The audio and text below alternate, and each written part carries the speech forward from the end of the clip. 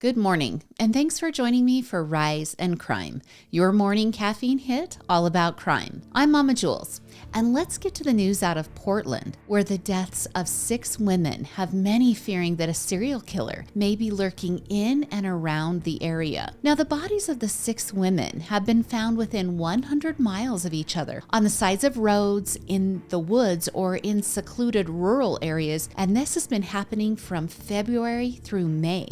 Now, social media speculation that the deaths are connected has been fueled by reports that multiple law enforcement agencies have been in contact with each other to see if there are any similarities among the women's deaths. So most importantly, let's get to the 6 women. Portland detectives are investigating the death of 22-year-old Kristen Smith of Gresham, Oregon. Her remains were found in a wooded area in the Pleasant Valley neighborhood on February 19th, and she had been missing since mid-December of 2022. Her cause and manner of death were ruled undetermined by the medical examiner.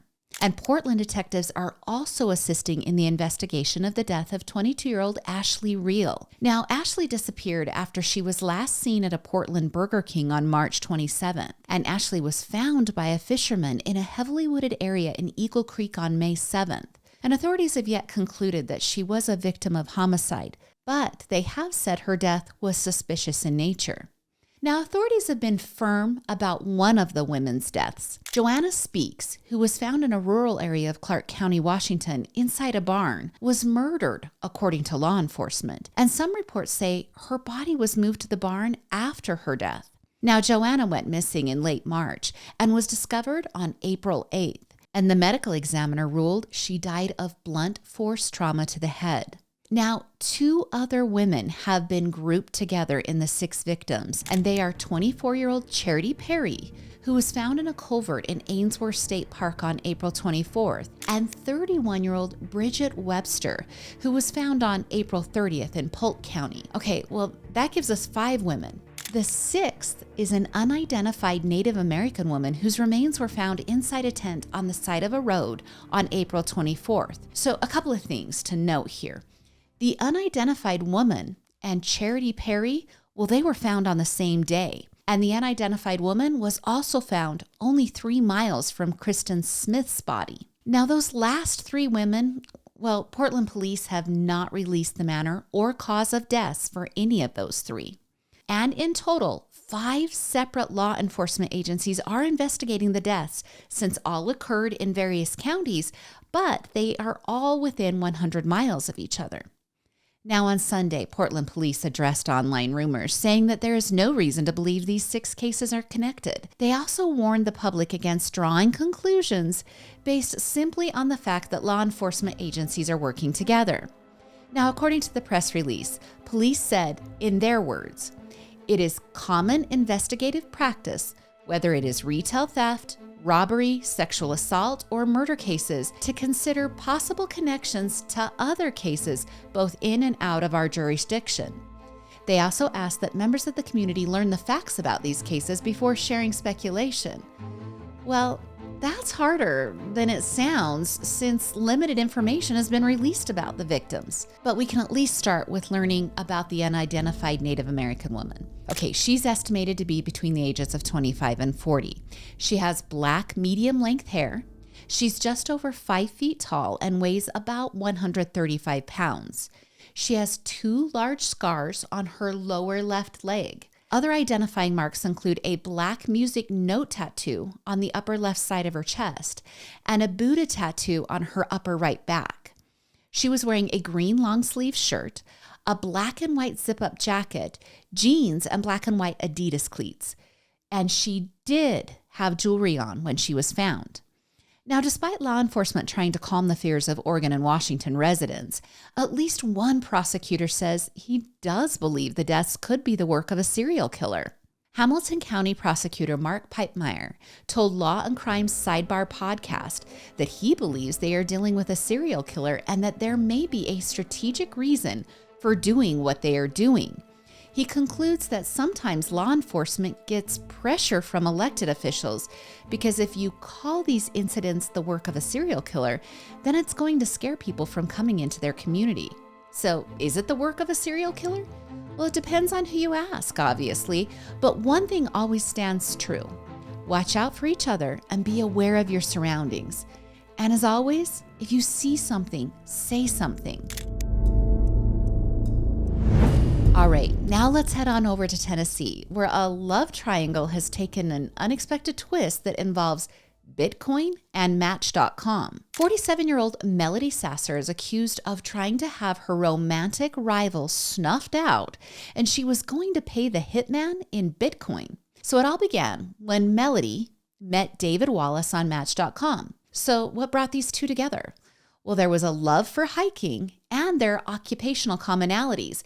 David is a retired Department of Engineer emergency manager and also an Air Force veteran. And Melody, she's an environmental compliance specialist. And that kind of sounds like a perfect match made in Match.com heaven, except for one thing. David has another woman, and it's a fiance to be exact. See, Melody and David would meet up in Knoxville, Tennessee to hike. At this point, it's unclear if there was anything more than hiking going on. But the hiking / possible dating ended when David said he was moving to Alabama with his fiancée, Jennifer. Well, Melody did not take the news well, and she drove almost 5 hours to confront the couple at their Prattville, Alabama home. Now, court documents from a criminal complaint that was unsealed last week claim that Melody told Jennifer and David that she hoped they would fall off a cliff and die. The documents also claim that near this same time, Jennifer found gashes in the side of her car and that she was also receiving multiple threatening phone calls. Now, it seems that Melody might have taken the fatal attraction a little too far when she contacted a murder-for-hire website on the dark web called Online Killers Market. Okay, who knew such websites existed? Well, I didn't, but Melody obviously searched it out, and she used the online name of Catree or Cat Tree. Again, who knows? But she used that name to set up the online order. On January 11th, Melody provided Jennifer's name, address, and a Bitcoin down payment for the $9,750 job. Okay, again, I didn't know that was the going rate for killing somebody. And all I can say is this is a really dark world. All right, in the comments of that online order, Catree or Melody or Catree, they're all the same people, they asked that the murder be random or an accident. She also wrote that the agency could plant drugs, but that she did not want a long investigation. And Catree then attached a photo of Jennifer, who she wanted to have killed. And because this baffled me, I thought it might baffle you also. This murder-for-hire site also offers other services based on the customer's request. Things like hacking, kidnapping, extortion, disfigurement by acid attack, and sexual violence. All right, well, Melody didn't like the service she was receiving from the murder-for-hire site, and she exchanged several messages with the site's administrator expressing her frustration over the delay. In one complaint, she griped, "I have waited for 2 months and 11 days and the job is not completed. 2 weeks ago, you said it was being worked on and would be done in a week. The job is still not done." Well, an Online Killers representative wrote back, telling Catree the following: "Jennifer is not aware. He," and that's referring to the hitman, "he failed as he did not attempt it yet. He felt like it is too risky for him to do it." Now, I should tell you, I cleaned up the grammar a little bit. That's why I was struggling with that. It's so all over the place. So remember the email scams that promised gold in Africa? And when people would communicate with the scammers, the language was all broken and hard to make sense of? Well, it's a bit like that in these exchanges. Okay, 6 days after that complaint, Melody sent another message providing detailed information about Jennifer's everyday comings and goings. I would guess in hopes that if she laid the groundwork, the murder could then happen. In this web submission, she wrote about Jennifer that yesterday she worked from home and went for a 2-mile walk by herself. Okay, well, the dark web, it wasn't so dark. And the Online Killers Market wasn't so legit. In fact, thankfully, it was a scam. a foreign law enforcement agency alerted the Department of Homeland Security's HSI department to the assassination plot on April 27th. So then, HSI alerted local police, who assigned a security detail to protect the couple. After finding out about the murder-for-hire scheme, Jennifer told local authorities that she used a fitness tracking app called Strava, and that app was likely how Melody was keeping such close tabs on her. Investigators also dug into Melody's activities and checked her automated license plate readers to see where she had been frequenting. They found that Melody's 2020 Hyundai Santa Fe was tracked in the immediate vicinity of Jennifer's office. Now, court documents also revealed that investigators followed the Bitcoin trail.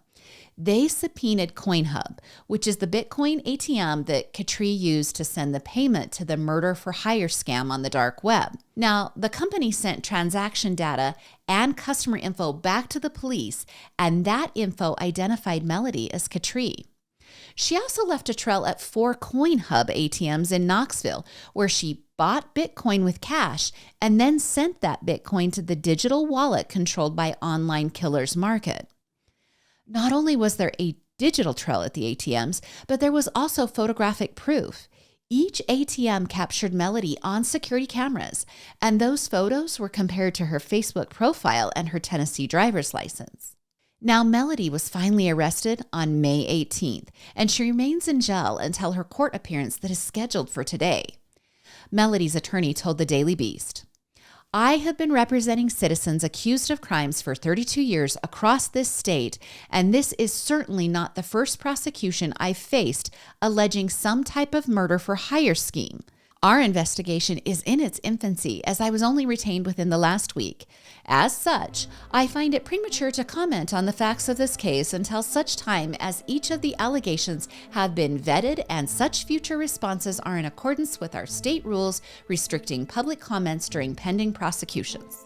Okay, how's that for some PR spinning? And how many murders-for-hire schemes have occurred in Tennessee that it's not the first time he's seen this? All right. If Melody does face trial and is convicted, she could face up to 10 years in prison. And I'll be watching this case to possibly tie up those loose ends, and I'll let you know what I learn. And we will finish with this story today out of Massachusetts. A 54-year-old man whose father was once an all-star first baseman for the Boston Red Sox is now implicated in a murder-suicide event. So let's get a little backstory here. And for that, we need to go back to 2019. 29-year-old Lisa Hazard was from Fall River, Massachusetts. At that time, she was the mother of 3-year-old Dante and the former romantic interest of George Scott III, who was Dante's father. Now, the two, they were no longer partners, and Lisa was alternately spending nights and days at her mother's Fall River apartment complex and also at the apartment of Eddie Taunton. Well, on the night of March 4th, 2019, Eddie spoke with Lisa. She said she was packing items in anticipation of entering a drug rehabilitation facility in New Bedford. Now, Eddie claims that Lisa had visited her 3-year-old son at his father's home, okay, that's George's home, the day before her disappearance. Now, it is presumed that Lisa went missing either the night of the 4th or the following morning on the 5th. But police, well, they got a late jump on the case. And by late, I mean really late. According to a South Coast Today news article, Eddie had to file 5 formal complaints to the police before he was taken seriously in the disappearance of his girlfriend, Lisa. And police finally took Eddie seriously in early June of 2019. Okay, that's a 3-month delay. In the South Coast Today article, Eddie says police didn't take the case seriously because Lisa had a history of using drugs. He said her efforts to enter into rehab were her taking it upon herself to be an adult and that she was trying not to spiral out of control. And family, well, they'd been concerned about her behavior because she had begun missing important events, which was very uncharacteristic for Lisa. Now, this is Eddie's take on the disappearance. So what about what the police were saying back then? Well, a list of missing persons maintained by the DA's office says that Lisa Hazard was last seen on March 3rd, 2019, not March 4th. So Eddie's account says March 4th, the police are saying March 3rd. and that she was seen leaving the Phillips Road home with George, the father of her son.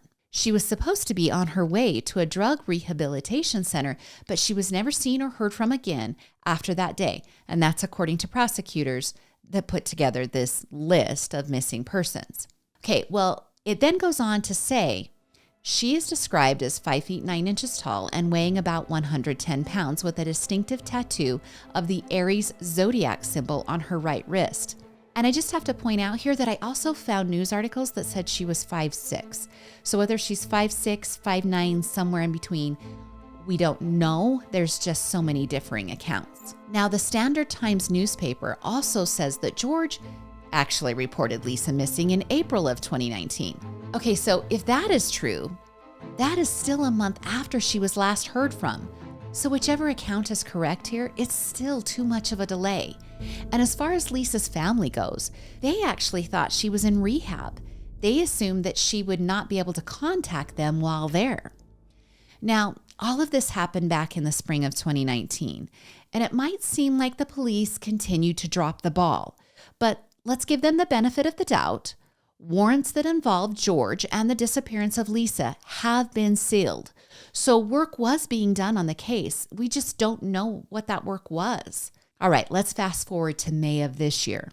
Authorities made a visit with a warrant to the residence of now 54-year-old George Scott. His and Lisa's 8-year-old son, Dante, shared that residence with George.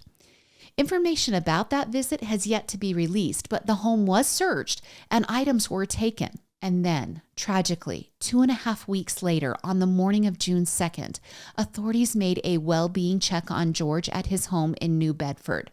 Now, just to orient you, New Bedford is about 50 miles south of Boston. A family member had been alerting authorities that they had been unable to get in touch with George despite repeated attempts. Now, upon arriving at the scene, first responders said they located the bodies of a deceased adult male and a deceased juvenile male.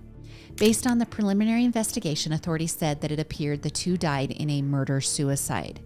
And now reports have confirmed that George killed his son with a sharp object before taking his own life. Now, George Scott III, he's the son of former Red Sox first baseman George Boomer Scott. And George Scott III's online profiles list him as a former pro athlete. And according to People.com, neighbors were unsure if Dante lived at the New Bedford home full-time because they didn't always see him outside. But those neighbors did say George seemed like a nice guy. And as a follow-up, George's father, Boomer, well, he died in 2013. All right, this isn't the end for Lisa. Police confirmed that they are still viewing George as a person of interest in the disappearance of Lisa and that her case remains active. Her aunt wrote on Facebook that she wants the truth to be told. She wrote that George killed her gorgeous niece and now her handsome son. She also wrote that she wished the police would have done the job they should have done since day one. All right, even though Lisa's aunt is saying that Lisa was murdered, Lisa is still officially listed as missing. So if you have information on this case, you can call 855-627-6583. And as always, I'll keep you updated if there is movement in the cold case of Lisa Hazard and if more information comes forward about George Scott.